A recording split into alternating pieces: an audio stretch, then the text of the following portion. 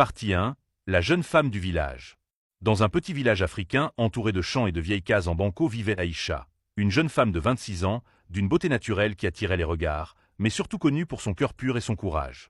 Elle vivait avec ses parents, des paysans pauvres mais dignes, qui avaient tout sacrifié pour lui donner une bonne éducation.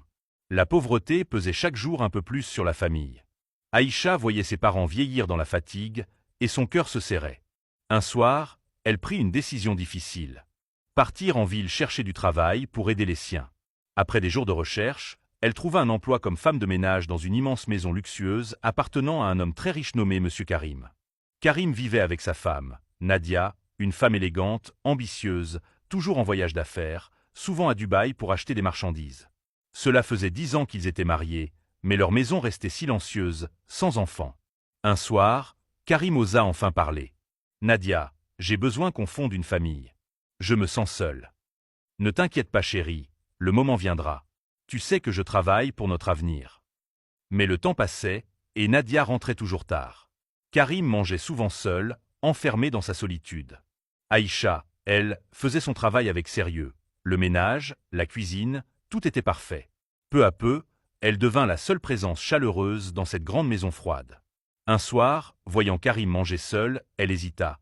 Mais il l'invita à s'asseoir. Ils commencèrent à parler. Aïcha raconta son village, ses parents pauvres, son enfance difficile. Karim, touché, se rendit compte que pour la première fois depuis longtemps, quelqu'un l'écoutait vraiment. Les jours passèrent. À chaque retour de travail, Karim retrouvait Aïcha. Ils mangeaient ensemble, regardaient la télé, discutaient longtemps. Une complicité naquit. Jusqu'au jour où Nadia rentra plus tôt que prévu.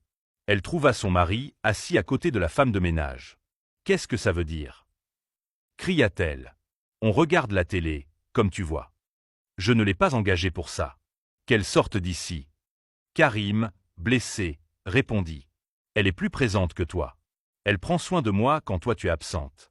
Tu n'as pas le droit de lui parler ainsi. » Furieuse, Nadia monta dans la chambre, cassa des objets, puis sortit prendre l'air. Une semaine plus tard, Karim rentra très tard, ivre et épuisé. Aïcha le vit tituber et courut l'aider jusqu'à la chambre. Dans sa confusion, Karim crut que c'était sa femme. Il l'embrassa. Aïcha hésita, puis se laissa emporter.